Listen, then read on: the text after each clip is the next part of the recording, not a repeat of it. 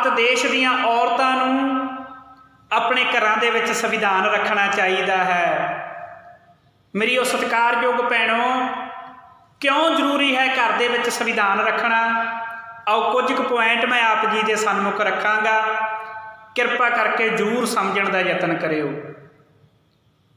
ਪਹਿਲਾ ਪੁਆਇੰਟ ਤਾਂ ਇਹੀ ਹੈ ਕਿ ਭਾਰਤੀ ਸੰਵਿਧਾਨ ਨੇ ਤੁਹਾਨੂੰ ਔਰਤ ਨੂੰ ਸਰੀਰਕ ਤੌਰ ਅਤੇ ਮਾਨਸਿਕ ਤੌਰ 'ਤੇ ਬਿਲਕੁਲ ਸੁਤੰਤਰ ਕਰ ਦਿੱਤਾ, ਬਿਲਕੁਲ ਆਜ਼ਾਦ ਕਰ ਦਿੱਤਾ। ਇਸ ਕਰਕੇ ਫਰਜ਼ ਬਣਦਾ ਕਿ ਅਸੀਂ ਆਪਣੇ ਘਰਾਂ ਦਾ ਸ਼ਿੰਗਾਰ ਭਾਰਤੀ ਸੰਵਿਧਾਨ ਨੂੰ ਬਣਾਈਏ, ਅਸੀਂ ਆਪਣੇ ਘਰਾਂ ਦੇ ਵਿੱਚ ਭਾਰਤੀ ਸੰਵਿਧਾਨ ਲੈ ਕੇ ਆਈਏ। ਜਦੋਂ ਅਸੀਂ ਭਾਰਤ ਦੇਸ਼ ਦਾ ਇਤਿਹਾਸ ਪੜ੍ਹਦੇ ਹਾਂ, ਉਹਦੇ ਵਿੱਚ ਔਰਤਾਂ ਦਾ ਇਤਿਹਾਸ ਦੇਖਦੇ ਹਾਂ, ਤਾਂ ਭਾਰਤ ਦੇਸ਼ ਦੇ ਵਿੱਚ ਔਰਤਾਂ ਦੇ ਨਾਲ ਇੰਨਾ ਭੈੜਾ ਸਲੂਕ ਕੀਤਾ ਗਿਆ ਕਿ ਉਹ ਸਲੂਕ ਪੂਰੀ ਦੁਨੀਆ ਦਾ ਇਤਿਹਾਸ ਪੜ੍ਹ ਲਓ, ਕਿਤੇ ਜਾਨਵਰਾਂ ਨਾਲ ਵੀ ਨਹੀਂ ਕੀਤਾ ਜਾਂਦਾ ਜੋ ਭਾਰਤ ਦੀ ਧਰਤੀ 'ਤੇ ਭਾਰਤ ਦੀ ਔਰਤ ਦੇ ਨਾਲ ਸਲੂਕ ਹੋਇਆ। ਔਰਤ ਨੂੰ ਧਰਮ ਦੇ ਨਾਮ 'ਤੇ ਸਤੀ ਪ੍ਰਥਾ ਕੀਤਾ ਗਿਆ। ਉਹ ਸਤੀ ਪ੍ਰਥਾ ਜਿਸ ਔਰਤ ਦਾ ਪਤੀ ਮਰ ਜਾਂਦਾ ਸੀ, ਉਸ ਪਤੀ ਦੀ ਚਿਕਾ ਦੇ ਨਾਲ ਔਰਤ ਨੂੰ ਵੀ ਸਾੜਿਆ ਜਾਂਦਾ ਸੀ।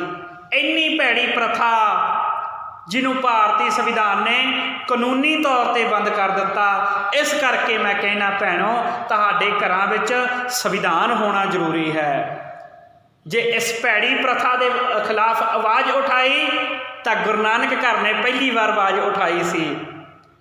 ਗੁਰੂ ਨਾਨਕ ਮਹਾਰਾਜ ਤਾਂ ਔਰਤਾਂ ਦੇ ਪੱਖ ਵਿੱਚ ਆ ਕੇ ਕਹਿੰਦੇ ਨੇ, 100 ਕਿਉ ਮੰਦਾ ਆਖੀਐ ਜਿਤ ਜੰਮੈ ਰਾਜਾਨ।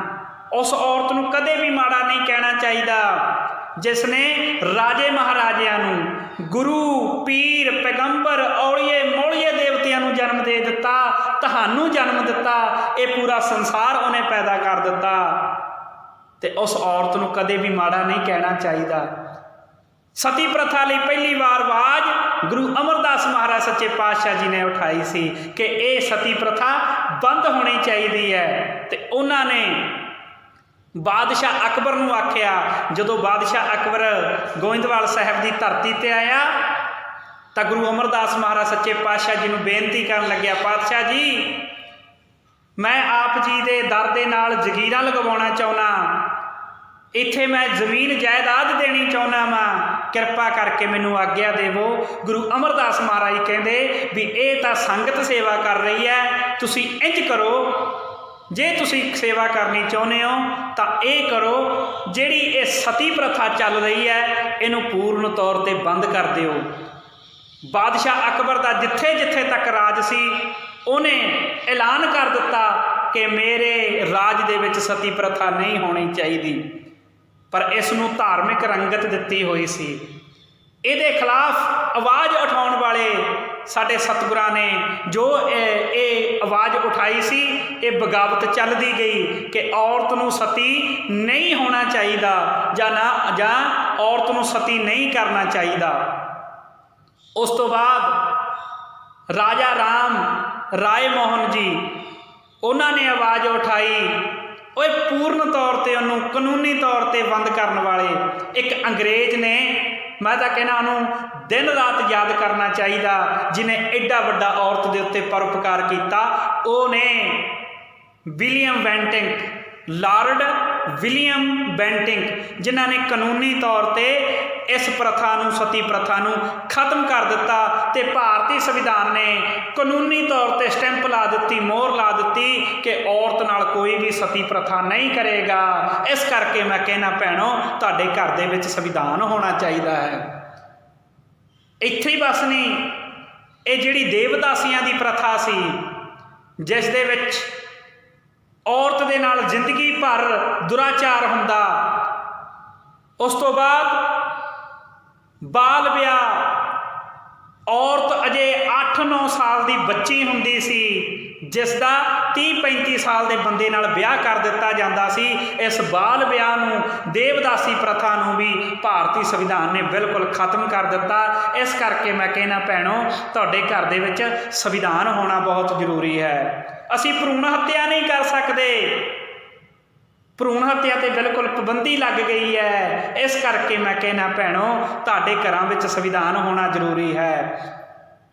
ਜਿਹੜੀ ਔਰਤ ਨੂੰ ਕਲੈਣੀ ਆਖਿਆ ਜਾਂਦਾ ਸੀ, ਜਿਹੜੀ ਔਰਤ ਨੂੰ ਛੁੱਟੜ ਆਖਿਆ ਜਾਂਦਾ ਸੀ, ਜਿਹੜੀ ਔਰਤ ਨੂੰ ਕਮਜ਼ਾਤ ਆਖਿਆ ਜਾਂਦਾ ਸੀ, ਜਿਹੜੀ ਔਰਤ ਨੂੰ ਆਖਿਆ ਜਾਂਦਾ ਸੀ ਇਹ ਪੈਰ ਦੀ ਜੁੱਤੀ ਆ, ਉਹ ਭਾਰਤੀ ਸੰਵਿਧਾਨ ਨੇ ਫਰਸ਼ਾਂ ਤੋਂ ਚੱਕ ਕੇ ਅਰਸ਼ਾਂ ਤੱਕ ਪਹੁੰਚਾ ਦਿੱਤੀ।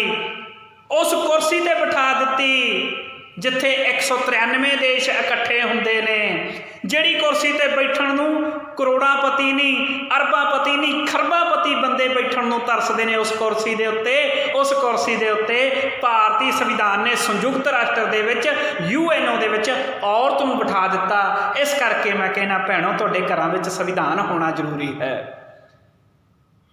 ਤੁਸੀਂ ਸੰਵਿਧਾਨ ਪੜ੍ਹਿਆ ਹੋਏਗਾ, ਤੁਹਾਨੂੰ ਆਪਣੇ ਕਾਨੂੰਨੀ, ਮਨੁੱਖੀ ਅਤੇ ਆਰਥਿਕ, ਰਾਜਨੀਤਿਕ ਇਹ ਜਿੰਨੇ ਵੀ ਅਧਿਕਾਰ ਨੇ ਇਹਨਾਂ ਬਾਰੇ ਪਤਾ ਹੋਏਗਾ। ਇਹ ਤਾਂ ਪਤਾ ਹੋਏਗਾ ਜੇ ਤੁਸੀਂ ਸੰਵਿਧਾਨ ਪੜ੍ਹਿਆ ਹੋਏਗਾ। ਸੰਵਿਧਾਨ ਤੁਸੀਂ ਤਾਂ ਪੜ੍ਹੋਗੀਆਂ ਜੇ ਤੁਸੀਂ ਸੰਵਿਧਾਨ ਘਰਾਂ ਵਿੱਚ ਰੱਖਿਆ ਹੋਏਗਾ।